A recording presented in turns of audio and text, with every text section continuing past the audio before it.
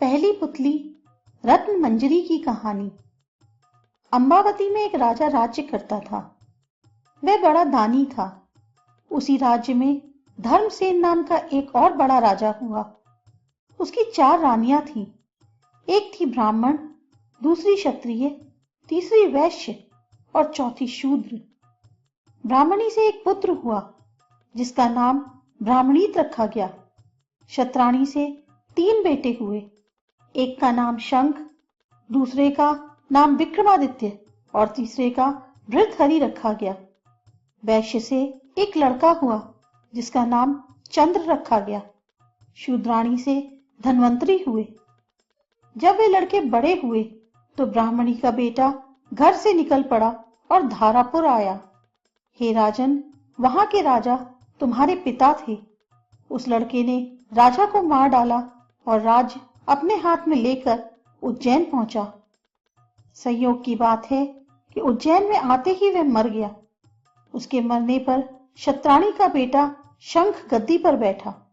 कुछ समय बाद विक्रमादित्य गद्दी पर बैठे। एक दिन राजा विक्रमादित्य को राजा बाहुबल के बारे में पता चला कि जिस गद्दी पर वह बैठे हैं वह राजा बाहुबल की कृपा से है।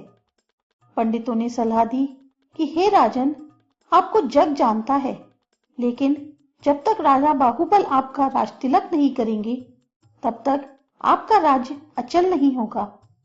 आप उनसे राज तिलक करवाओ। विक्रमादित्य ने कहा, अच्छा, और वह अपने ज्ञानी और विश्वसनीय साथी लूतवरण को लेकर वहां गए। बाहुबल ने बड़े आदर से उसका स्वागत किया। 5 दिन बीत गए। लूतवरण ने विक्रमादित्य को सलाह दी कि जब आप विदा लेंगे तब राजा बाहुबल से कुछ मांग लीजिएगा। राजा के घर में एक सिंहासन है जिसे साक्षात महादेव ने राजा इंद्र को दिया था और बाद में इंद्र ने बाहुबल को दिया। उस सिंहासन में यह गुण है कि जो उस पर बैठेगा वह 7 द्वीप 9 खंड पृथ्वी पर राज करेगा। उसमें बहुत से जवाहरात जड़े हैं। उसमें सांचे में डालकर 32 पुतलियां लगाई गई हैं। हे राजन, तुम उसी सिंहासन को मांग लेना। अगले दिन जब विक्रमादित्य विदा लेने गए तो उसने वही सिंहासन मांग लिया। राजा बाहुबल वचन से बंधे थे।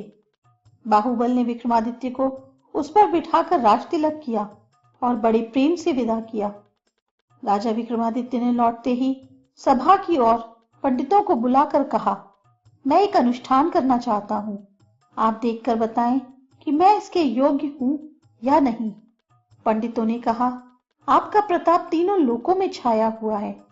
आपका कोई बैरी नहीं। जो करना हो कीजिए। अपने खानदान के सब लोगों को बुलाइए। 1.25 लाख कन्यादान और 1.25 लाख गाय दान कीजिए। ब्राह्मणों को धन दीजिए। जमींदारों का 1 साल का लगान माफ कर दीजिए। इतना कहकर पुतली रत्न मंजरी बोली, हे राजन, आपने अगर कभी ऐसा दान दिया है तो सिंहासन पर अवश्य बैठें। पुतली की बात सुनकर राजा भोज निराश हो गए। आज का दिन तो गया, अब तैयारी करो, कल सिंहासन पर बैठेंगे। इस तरह सिंहासन बत्तीसी की पहली पुतली ने राजा भोज को बैठने नहीं दिया और अगले दिन दूसरी पुतली चित्रलेखा ने सुनाई राजा विक्रमादित्य की कहानी।